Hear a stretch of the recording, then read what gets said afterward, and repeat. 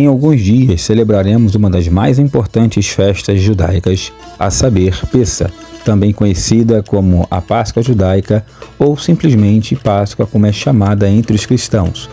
Essa festa é riquíssima em significados, pois ao longo do tempo foram acrescentados diversos elementos às suas festas, conferindo-lhes significados profundos.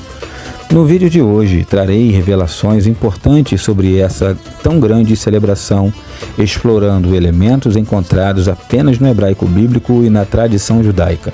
Por isso deixe o seu like e inscreva-se em nosso canal. Você já celebrou Pessa, seja no cristianismo ou no judaísmo? Ou você é daqueles que não é religioso, mas quando chega a Páscoa, enche a casa de chocolate e compra peixe para preparar aquela refeição especial? Deixe nos comentários como você geralmente costuma comemorar essa tão importante data. Por mais que muitos associem a Páscoa a coelhos e chocolates, essa festa não tem qualquer relação com esses elementos. Pessa está diretamente ligada a Israel e à saída do povo judeu da terra do Egito. Não é segredo para os leitores das Escrituras que Pessa aponta para a libertação do povo de Israel da escravidão no Egito. Esse evento foi tão marcante que a data passou a ser considerada o ano novo do calendário religioso judaico no mês de Nissan. No livro de Levítico, conhecido como Vaikra em hebraico, no capítulo 23, o texto diz: no primeiro mês, ao 14 do mês, pela tarde, é a Páscoa do Senhor. E aos 15 dias deste mês é a festa dos pães ázimos do Senhor. 7 dias comereis pães ázimos. No primeiro dia tereis santa convocação, nenhum trabalho servil fareis.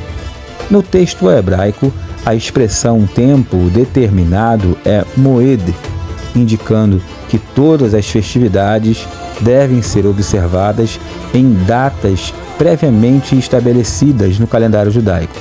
Esse também é o calendário profético que deve ser utilizado para o estudo das profecias bíblicas.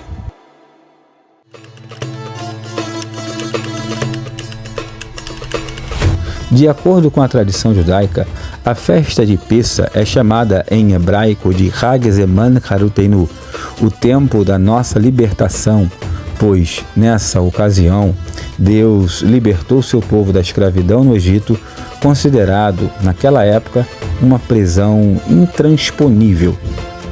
O que poucos sabem é que o Egito era naquele tempo a maior de todas as prisões. Segundo a tradição, ninguém conseguia fugir de lá.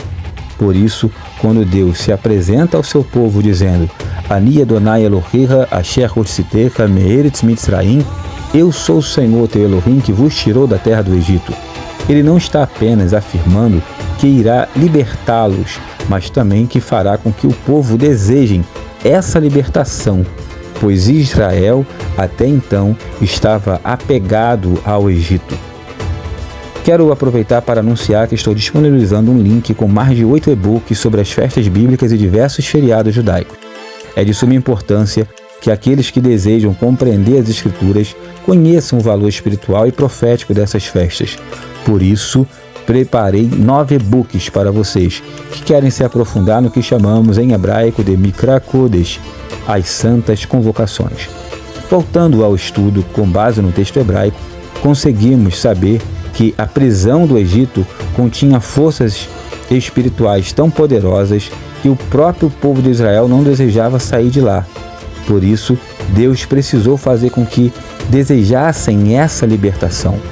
O Egito era o maior centro de idolatria e feitiçaria da época, pois eles, por meio de pactos demoníacos, conseguiam manipular forças impuras como os Shedim, uma certa categoria de demônios.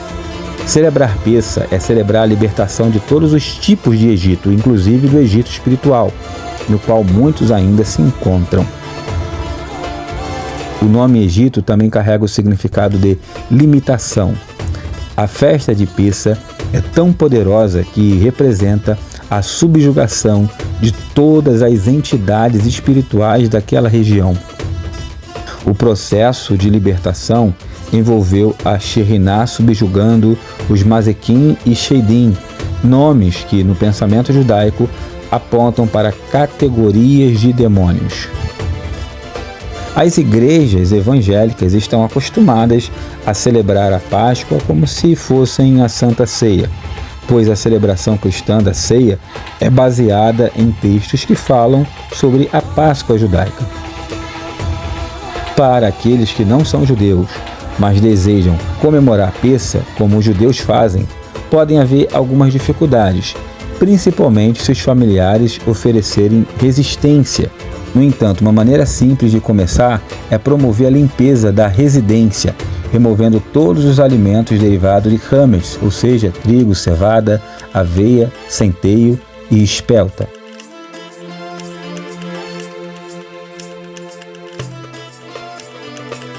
Caso haja um consenso entre os membros da família, essa limpeza pode ser feita, sempre respeitando o entendimento de cada um, pois o judaísmo não deve ser imposto.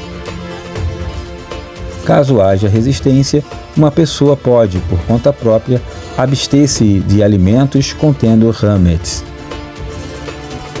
Além disso, você pode preparar uma bela refeição para o jantar de Pessa.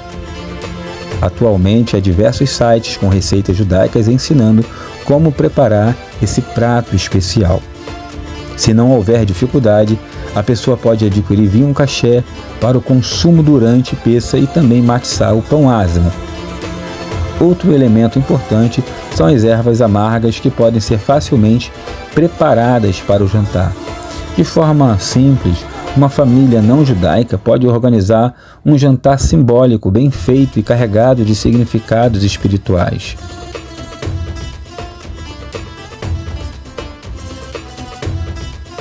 É essencial que durante o jantar a família reflita sobre o Egito do qual Israel foi liberto.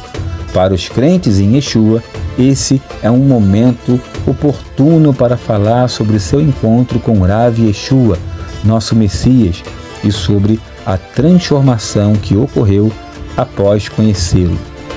O mais importante é incorporarmos os ensinamentos daquele que foi o maior rabino da história e o judeu mais altruísta que já existiu, a ponto de entregar sua própria vida para morrer pelos pecados do seu povo e de toda a humanidade.